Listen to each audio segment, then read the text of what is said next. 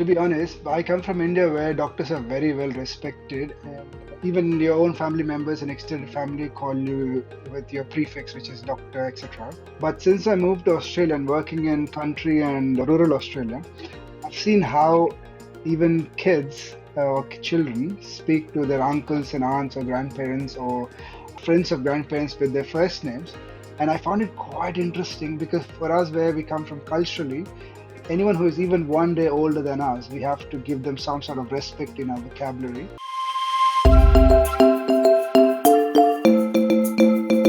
Since I last since I last saw you, Sandra, things have changed a little bit.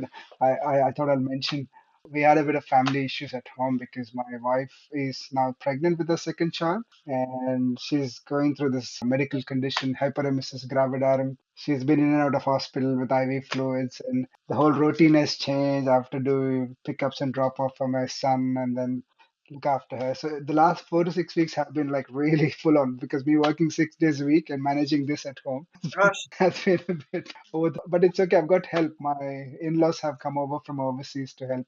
So they've been here for a while, so they're good. oh, that's lovely. So I've been a bit slow in responding to messages or getting back to you.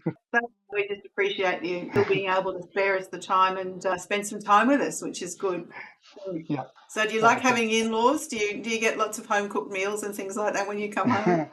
Yes, every time my in-laws come, I put on 10 kilos, and and then when they leave, I have to try for the next 6 months to go on some sort of fitness program or challenge to lose. It's the same cycle for the last 10 years. Put on weight, lose weight, but stay the same. Never get any fitter. And your son must love having them around as well. I'm sure he's getting Yeah, stuffed up. correct. So it's not good for the parents, but it's good for the grandparents because they can pamper him, but we don't get the discipline part done. That's true.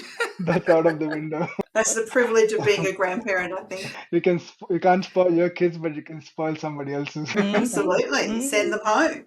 That's what my parents have been doing for years. Yeah, good. Well, I'm really looking forward to this interview. I've heard a lot from Sandra.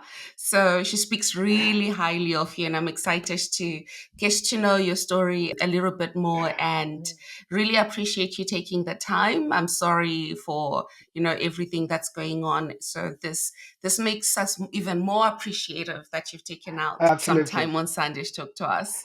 Yeah. As much as it is overwhelming, but I try to live every moment like as it is. Like don't take anything too seriously. Just take it easy. So it's been okay.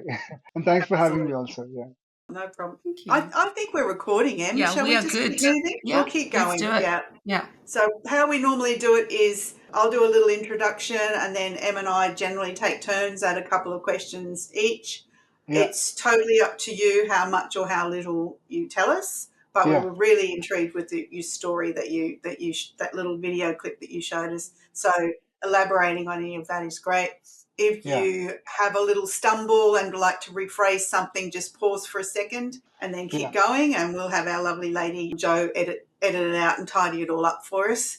Okay. And Okay. it's Fair a enough. safe space. Just enjoy, relax, and let's have some fun. Sure. Okay. That's great. So, may I just check? I think I've got it okay, but is it Sivateja Mukkamala? It's Shivateja. Sivateja. Yeah. We'll only say that once and then we'll just use Shiva, if that's That okay. Shiva is good. Yeah. Okay, thank you for that. All right, I know let's that get the J is silent in Spanish, I think, but in Indian, J is J. gotcha. Okay, thank you. All right, so our guest today is Dr. Sivateja Mukkamala. So welcome to Empowered Voices Amplified. In our celebration of Men's Health Week, we're honoured to have Dr. Shiva Mukkamala with us. A seasoned healthcare professional, originally from India, he moved to Australia in 2011. A general practitioner with expertise in skin cancer, medicine, surgery, and a passion for mental health, Dr. Shiva's journey in medicine has been anything but ordinary. From a busy residency in hospitals in India, he has worked in regional and remote Australia and finally making his home in Brisbane. Alongside his medical pursuits, Dr. Shiva enjoys travelling with his family and is an avid writer, having published a book of poetry in 2022. Welcome to the show, Shiva. Thank you for having me, Sandra. Anyway, Magnus, is that right? Yeah. Yeah. Thank you for having me. I It's have such a a privilege. question. I have a question. So I always feel weird calling doctors by their first name without saying doctor. Like, so is that a thing? Like, you are a doctor, you've worked really hard to get that title because I know residency, studying, all that. Do you insist on people calling you doctor, or you're like, whatever it is? To be honest, I come from India where doctors are very well respected, and even your own family members and extended family call you with your prefix, which is doctor, etc. But since I moved to Australia and working in country and rural Australia, I've seen how even kids or children speak to their uncles and aunts or grandparents or friends of grandparents with their first names. And I found it quite interesting because for us, where we come from culturally, anyone who is even one day older than us, we have to give them some sort of respect in our vocabulary. But I saw this initially, I felt very taken aback. I can't call an 80-year-old man by his first name. And the same thing, if somebody calls me just by my first name, I would be like, okay, I'm a doctor. Why are they calling me by my name?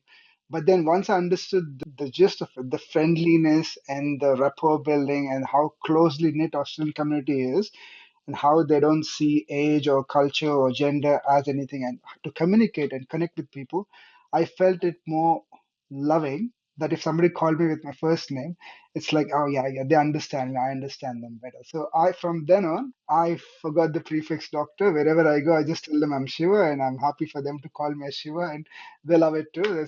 Some people make a joke like, is it like the cold Shiva or something? Then I explain, no, no, it's the Indian god Shiva, etc. But yeah, Exactly. but now I prefer just Shiva. Like now, I don't prefer that prefix anymore. But if somebody's calling me by that, it's totally acceptable. Yeah. But as soon as we land in India for a holiday, straight away, the 1 month you stay overseas, everyone from right from the start to the end of your trip is doctor. Yeah, but just that prefix doesn't actually identify me because I feel like I'm more than just the education or what I've done for my work.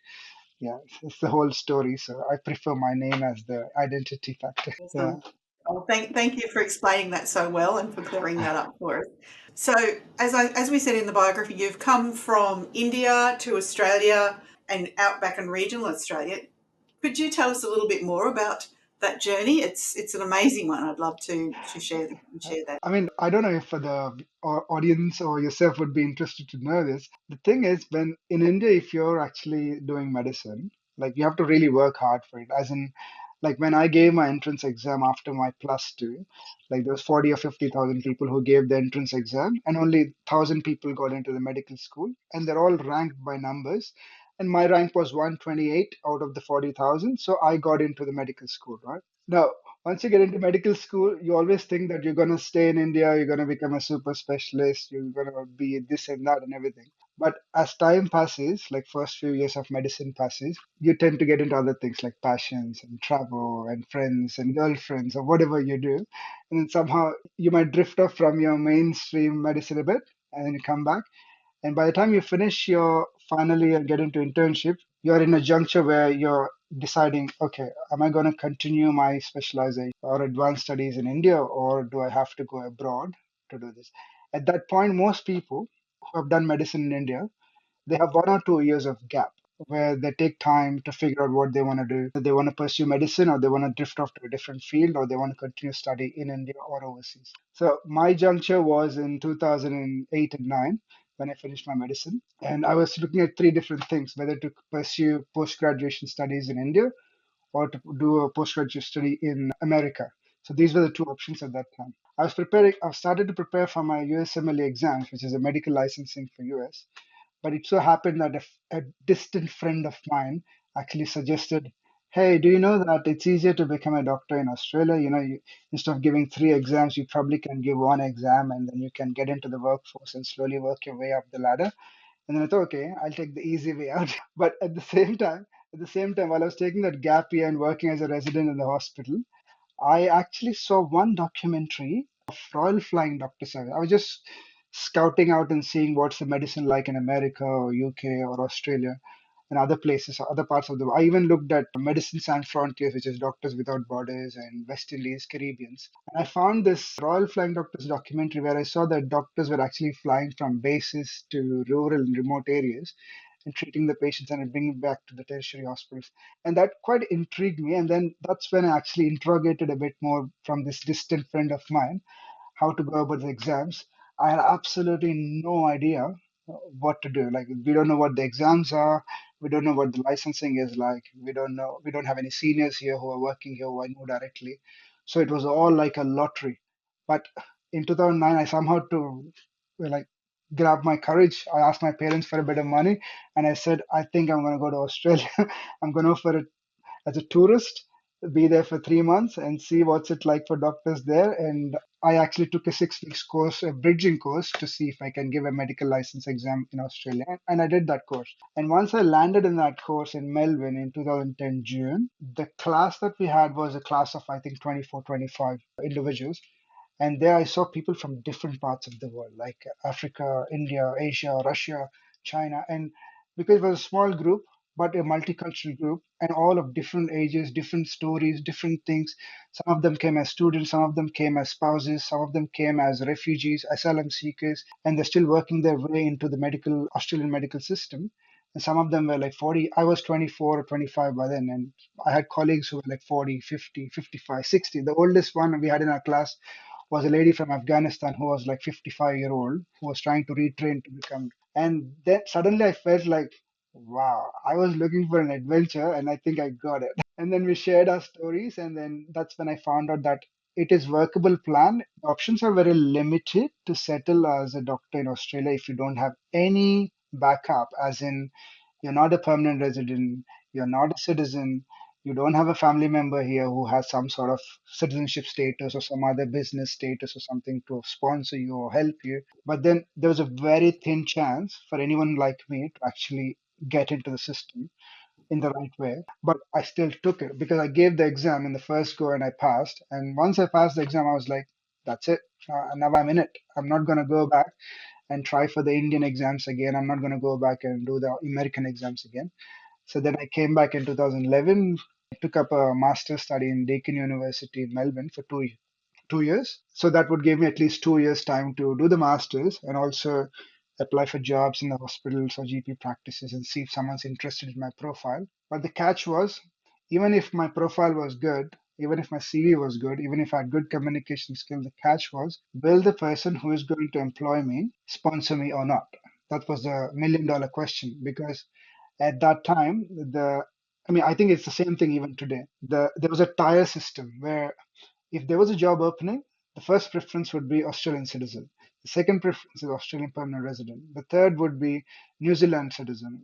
And there was a tier system, and anyone who doesn't have any visa, who's coming from like a developing country or let's say third world country, who's on a tourist visa or a work or something or student visa, they're like the bottom of the pile. Like the chances of you being picked up for that job are very slim. But then I kept applying through the 2 years. I think I kept all those rejection emails. I had like 2,000 rejection emails from different hospitals, different clinics all around Australia for 2 years while I was doing my master's. And life is funny. Like last month when my student visa was expiring, I decided that, okay, it's not working for me. I'm going back to India. I'm going to start fresh again in India. And randomly, I got a job offer from Newcastle in Sydney. They asked me, do you want to come for an interview? And I went and did the interview, and they said, okay, we give you the job, but it might take a year for you to get sponsored and get permission from the medical license. I said, it doesn't matter. I'll go back to India and work. If I get the visa, I'm going to come back and work for you. If I don't get the visa, it's fine. I'm just going to continue over there. And lucky enough, I went back. I worked for 1 year. Everything came through. And 15, I returned back to Australia and started working. So that journey, that 3 or 4 years, what I've just mentioned, is every person's story who attempts to become a doctor in Australia who is coming from a different country. Like you would see someone would get stuck somewhere, visa or English exam. Like some people were giving English exam for like 8 or 9 times to prove that they have the competence to speak. I mean, they had like specialist status in other countries. They were like orthopedicians, pediatricians, surgeons from Egypt and Libya and Syria and Africa and Zambia. But because the English wasn't, it was a bit of, they had a thick accent and they were not clearing the English exam. They had to sit English exam for 2 years, although they had the license and everything sorted.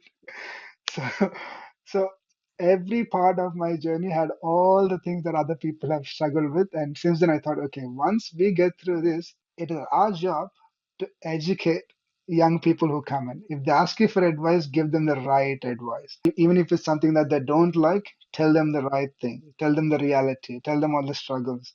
Tell them, check how resilient they are, how much they can persevere.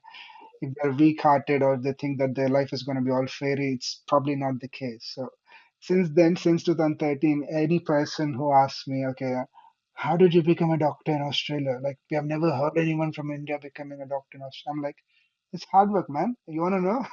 I'll tell you my story, but take your choices slowly. Think about it. Yeah, it's interesting. I know you must have heard of a lot of other stories too, but that's quite unique for doctors.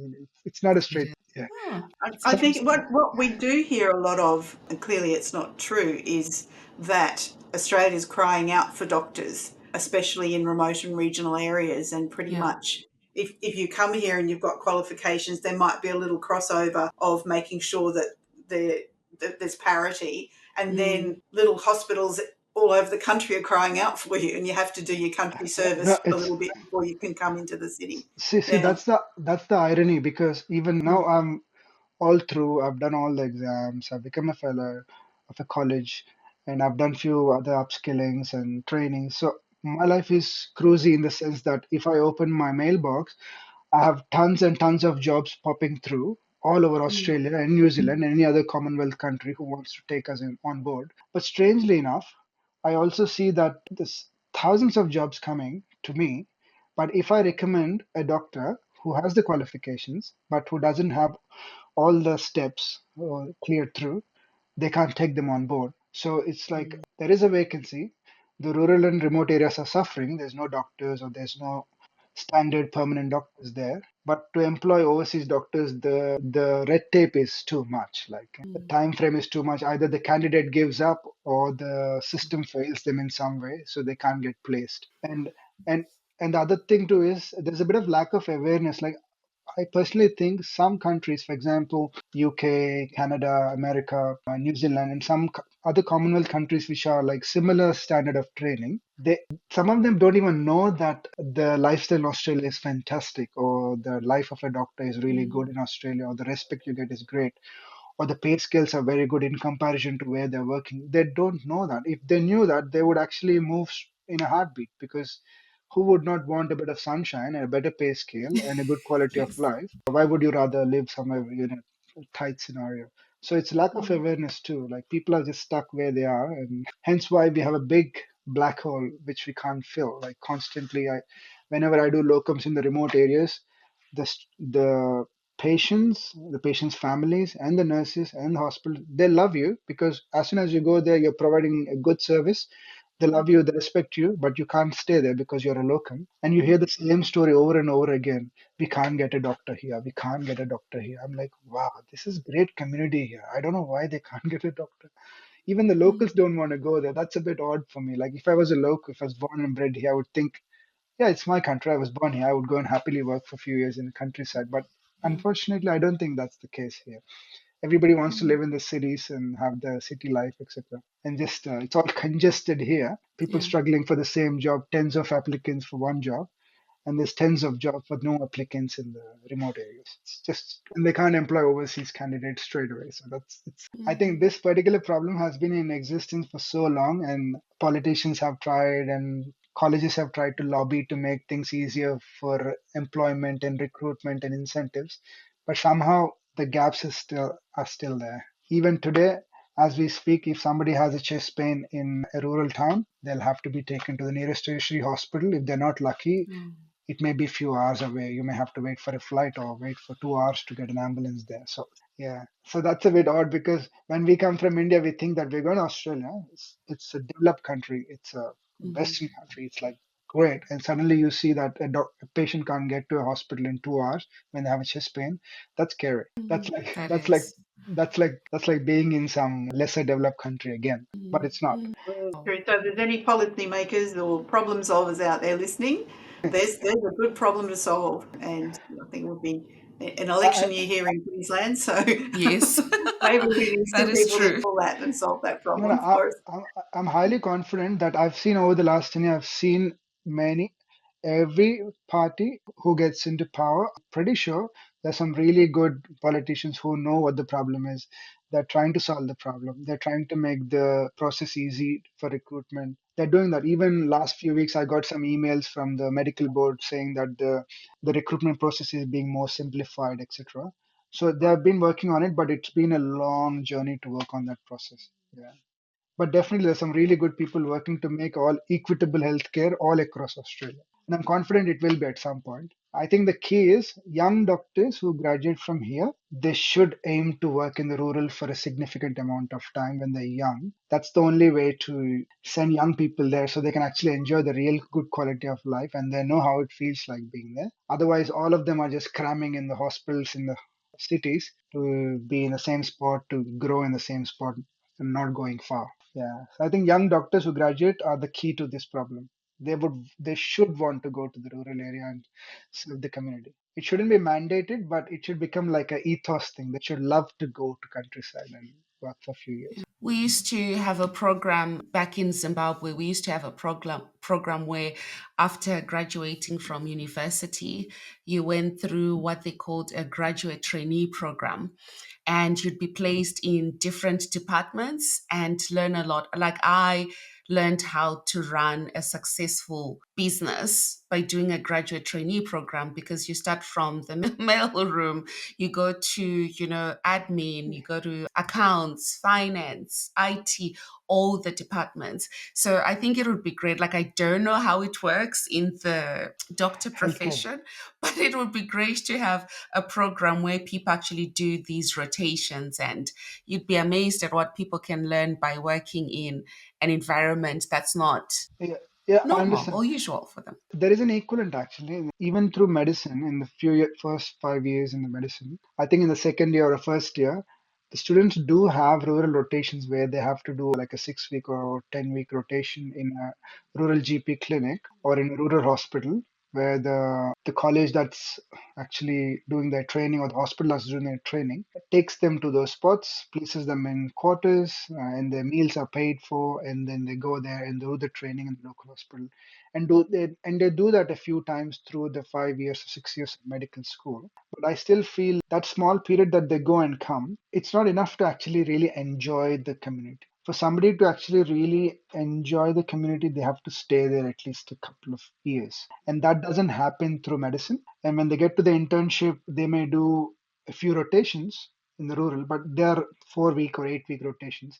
It's still not enough to actually get connected to the community. And so 90% of them finish their rotation, come back, and they're applying for hospitals in the city again. And very few who actually were born and bred in the countryside and they got into medical school because they grew up there, they know how it is. They go back to the countryside. But I heard that 50% of them want to move to cities because they're sick of living in the countryside from their birth. That's right. Studies are going to take you somewhere. So we all want to Yeah, be somewhere else, don't we? yeah, yeah, and I think there's like I worked in countryside for a long time, and I did treat young kids who were in their year 10, year 11, year 12. And when I speak to them about, I did attend some school, what do you call, schools have these exhibitions where people can come and talk about their trades and everything. It's like an education session for the schools. I did do a presentation from my medical center in a school, and I see that most of the kids who want to do medicine, they're all saying, we want to move to the city. We want to see how Brisbane is like. We want to see how Sydney is like. I'm like, okay, so you're born and bred here, so you want to go there. And the guys who are there don't want to come here. So this is a big problem. There's got to be a solution out there. I'm sure there Yeah. is. I'm Now, sure, yeah, sorry. oh, you're right. I was going to say, I'm sure in as it's time, Men's Health with Month, when we increasing, go live, we when we go live, it'll be June, so it'll be Men's Health Month. So yeah, we just thought it would be interesting to have a chat with you about your own passion for health, mental health, and men's health in particular. yeah, What? yeah.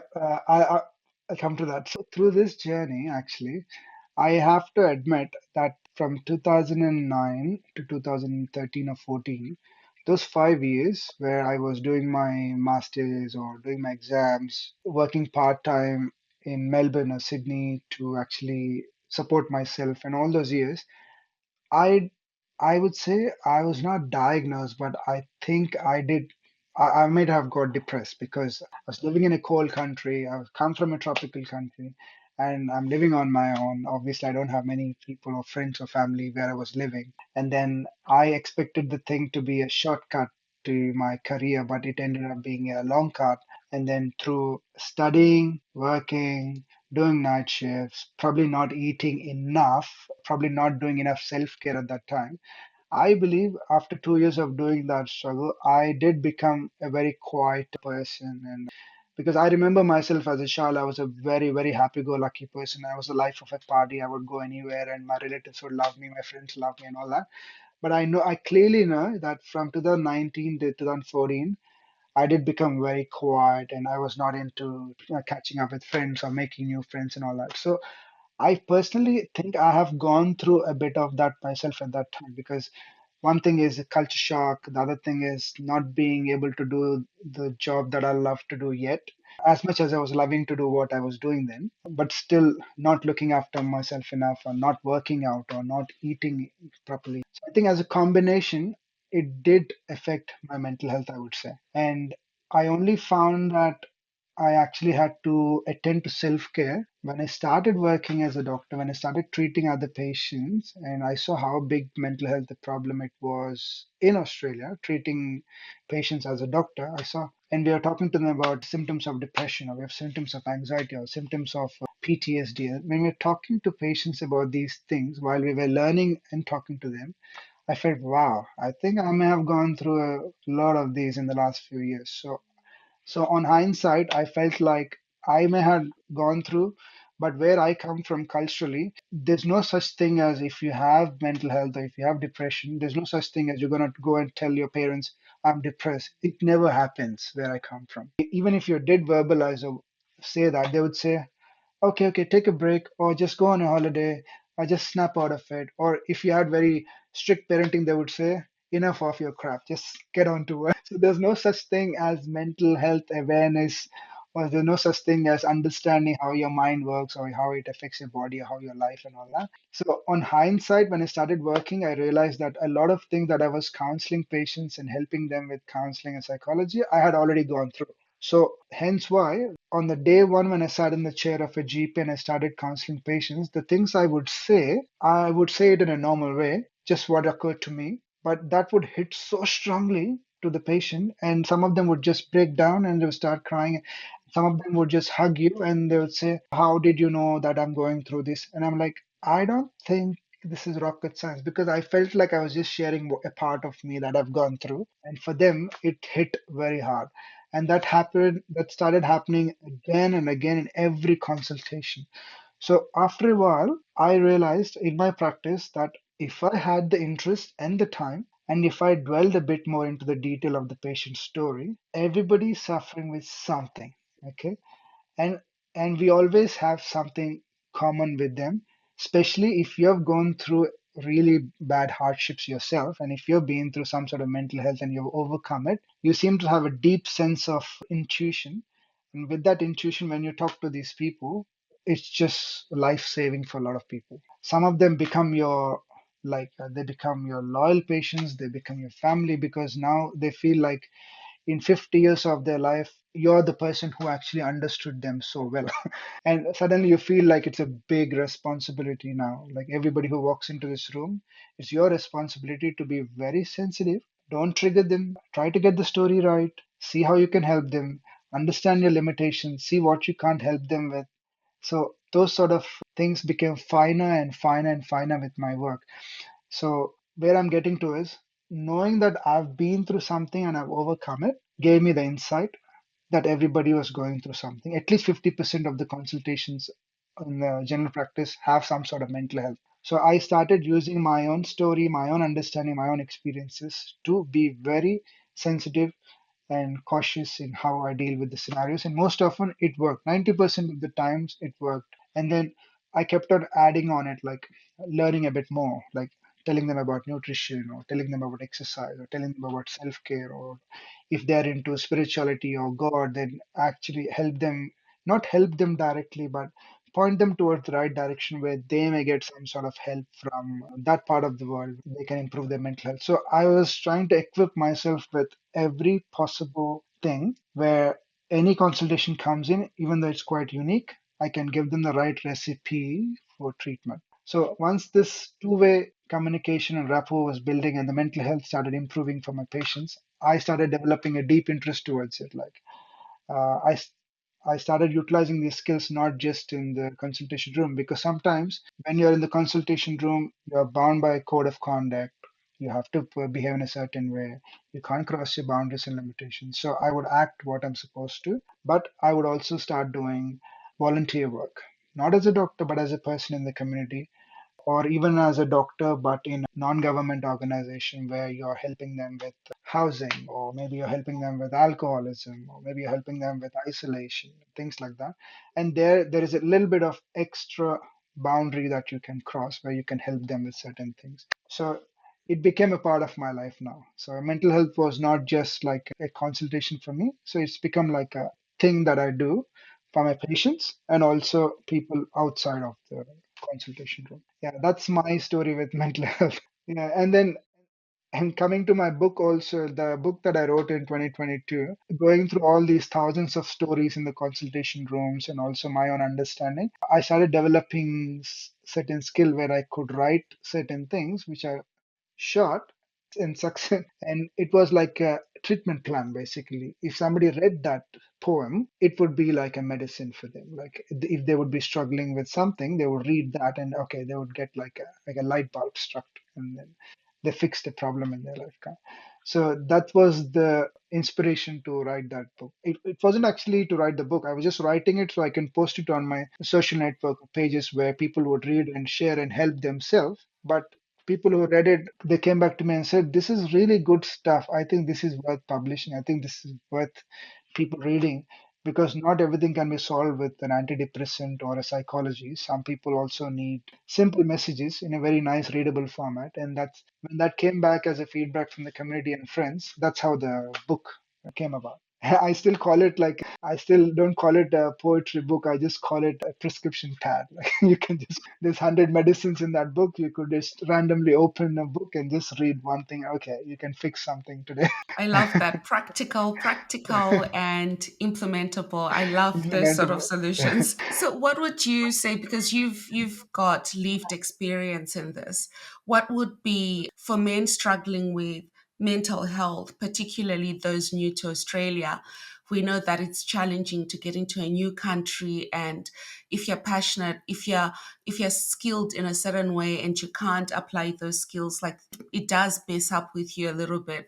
What advice would you give to men in these the, situations? the single most best advice that I've ever got, and I would probably give the same, is when, as a new immigrant into Australia, I mean, I'm only talking as an Indian man. Generally, we are very polite, quiet, and we stay in our comfort zone and we don't usually go out of the comfort zone. But sometimes the help that I actually need is just next door. But because reserved, quiet, polite, and maybe a bit shy, or maybe a little bit of self-esteem issue because you're in an English speaking country and you think your English is not that good, whatever reasons, or you may think, or whatever you have, whatever inhibitions you have, there is help very next door, which means I would strongly recommend anyone who's new in Australia, go and volunteer. Like go and find what is a local church group, find a local RSL, or go and find local Rotary, or see if there's any local cricket group or some other music group, a choral society, a singing society. Find something which it is just a society where everyone's invited. You can come and participate and contribute yourself. So once you get there, if you are able to do this, if you are able to cross this hurdle where you're from your room, you went to that place and you introduced yourself as such and such, and you actually met other people. From there, the story changes, which means there are people, good people everywhere. They would love to know what your story is. They would love, even if they didn't have the solution for what you need, they would have known somebody in their lifetime who could help you. And there are so many genuine people with so many valuable resources. Everybody can look after each other. I'm sure there will be some people who don't want to help or don't want to know you, fine. But if you are able to put yourself out there a few times and introduce yourself gently, politely, and assertively, and say this is what you are and this is what you're looking for, I'm pretty sure The help is available out there, and this is through common individuals. This is not through the politician, this is not through the system, this is not through the paperwork or your job applications or employment agencies, but this is common people who are really genuine, who want to help other people. And that's how I think many problems are solved, even whether it is employment, English, visa, or if you're struggling with finances, or you're struggling with mental health, or you're struggling with isolation, or you're struggling with culture shock, whatever you're struggling with, it's just next door. You just have to take yourself there.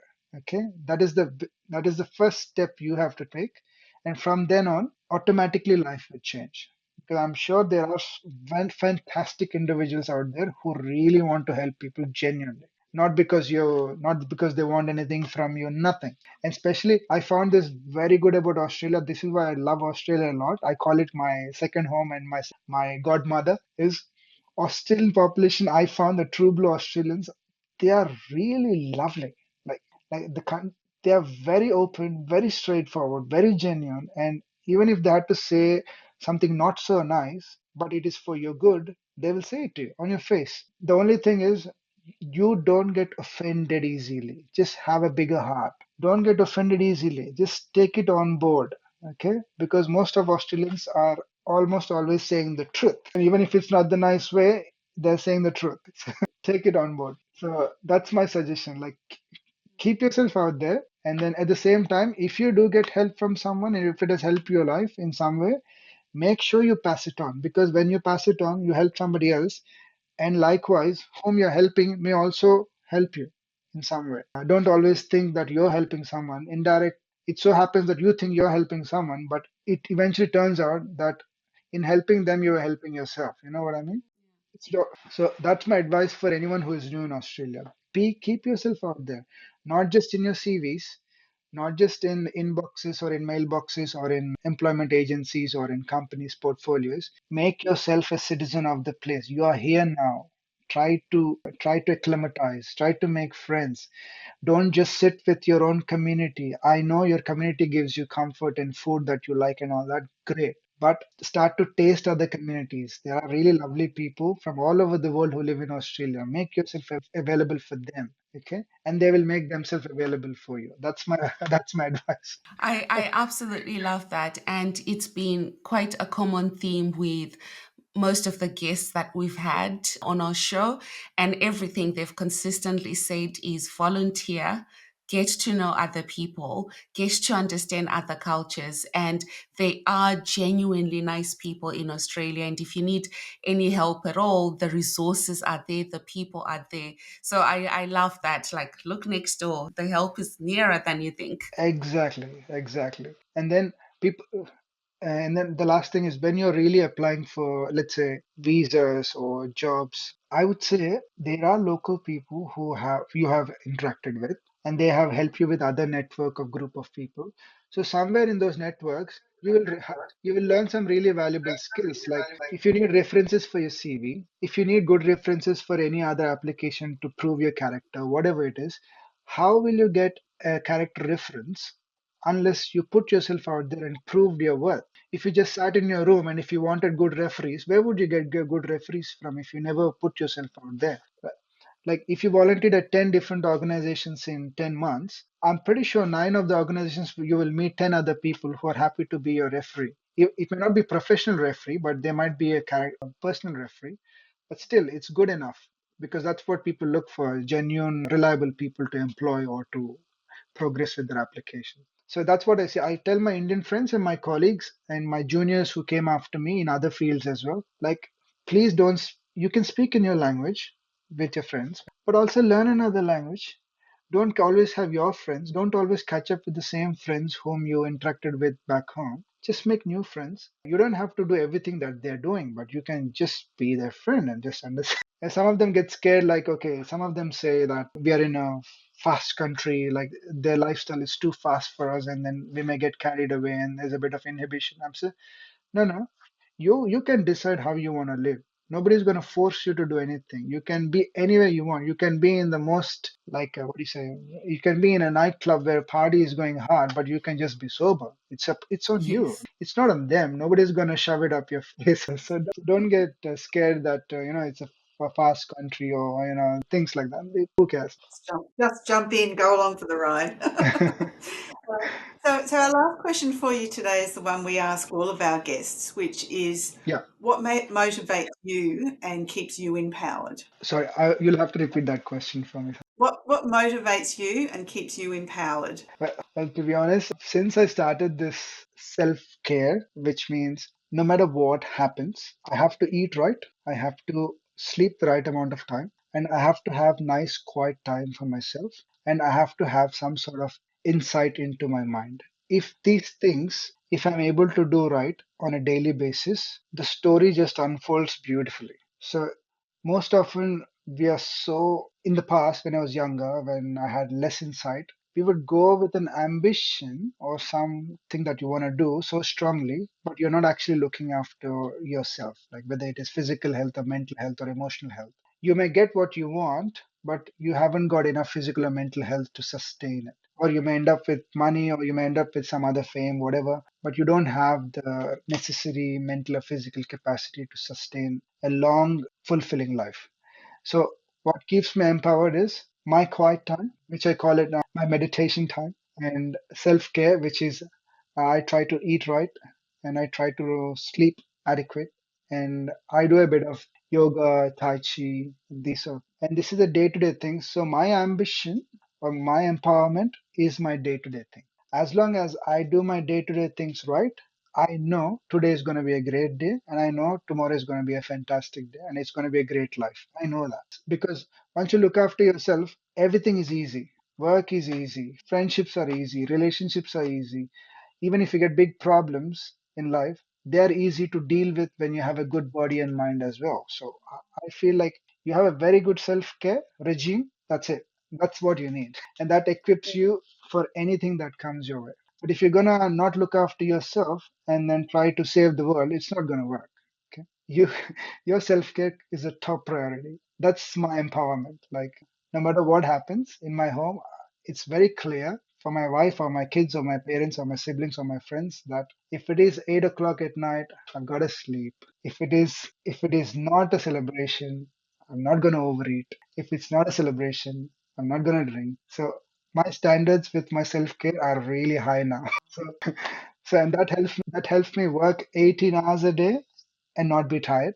That helps me work 7 days a week, still not be tired because my self-care regime is perfect. And when my self-care regime is not good, I can feel it that my work is suffering or my relationships are suffering or my future projects are suffering. The problem is not others, the problem is me. So then I have to step back and again start fixing my own self-care regime again. So my empowerment is working on myself rather than working on something else. I hope that came Oh, across wow. well. Oh, Yeah, I it got did. Yeah. goosebumps as you were speaking.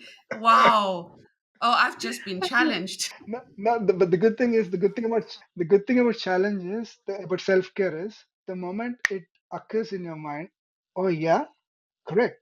That means that moment you can start changing, which means you can start sitting right, you can start standing right, you can start eating right, you can breathe right. It's just instant. Once it changes in your mind, nobody has to tell you anymore to wake up in the morning or to eat well or to sleep well, to hydrate enough. Nobody has to tell you. I love that. I love that. Sandra, accountability partner. I'm sure we'll have bad days. We'll need each other to support each other sometimes, but not all the time because it's Yeah. hard to push someone all your life. It's hard to push yourself Mm, all the time. It's mm. good to have good friends and family who can motivate each other to have a clean lifestyle. Dr. Shiva, this has been an incredible conversation. I've learned a lot, and I think most of our listeners, particularly our male audiences, will find this quite refreshing. We've got, you spoke a lot about, from a cultural perspective, about mental health. From my cultural perspective as well, mental health is you need to work through it. So the advice is always be strong and get over it and move on. And we know that's not very helpful. We know it's not the best advice to get, but I love that we're now starting to talk more about this. And this is not a taboo topic anymore. Thank you so much for sharing your story, Uh, what you've gone through as well. I'm gonna finish off with one last thing. Yes, It's more a metaphor than anything. The way I see mental health is if you want a beautiful flower in your garden, you don't wish for a beautiful flower. what you have to do is you have to make sure the soil is right, the seed is right, the water is right, the sunshine is right. Whatever you have to do at the base of the plant is what should be right. And the nurturing and the care for that seed and the plant and everything, seedling, is what matters. And the flower is just an outcome. So the mental health being great is just an outcome that you get from nurturing the soil and the seed. So as long as you're nurturing yourself, good mental health and good outcomes for your life and general world is just natural. You don't have to wish for a flower or wish for a great mental health. You just work on it. You know what I mean? So just work. I have nothing else to add. I have nothing to add. That is beautiful. That was a beautiful analogy. And thank you again for being a guest on Empowered Voices Amplified. And to our listeners, thank you again for tuning in and listening in to the latest episode. If you've got any questions or need any help around, mental health, there are lots of resources that are available for you. And we will put some on our website. So be sure to head on there. Dr. Shiva, before we conclude, if anyone wants to connect with you, where can they find you? Well, I see, I would put it very open. I would say the first point of contact for anyone, for any sort of health or needs, would be the closest good, confident, and concerning GP. The first point of contact. Because always the one closest to you is the one who can help you the most. If you still need to reach out to someone whom you have seen online, like myself, you just type in my name. You might find me in many other things. So you can reach out to me via email, you can reach out to me via social grouping or anything. But that's always secondary because the help you can provide through those sources can be limited. But the closest and the most reliable place to get help would be the closest good GP that you can trust. And that's where you can get everything organized. That's how I would put it. And available on Amazon still? Is that right? Yeah, my book's still on Amazon. It's Sivateja Mukkamala Excellent. poetry, and I'm just about finishing my second one, and I'm hoping to publish it next year. So it'll be a more easier version for people to read for mental health awareness and comfort. Yeah, it's like a self-help Excellent. book. Yeah, I will keep you updated when that Absolutely. happens. Okay, Thank you. Thank you again. And to our listeners, thank you for tuning in to another episode of Empowered Voices Amplified. And please remember that asking for help is a form of empowerment in itself. Until next time, stay empowered. stay empowered. Thank you very much. Thank you.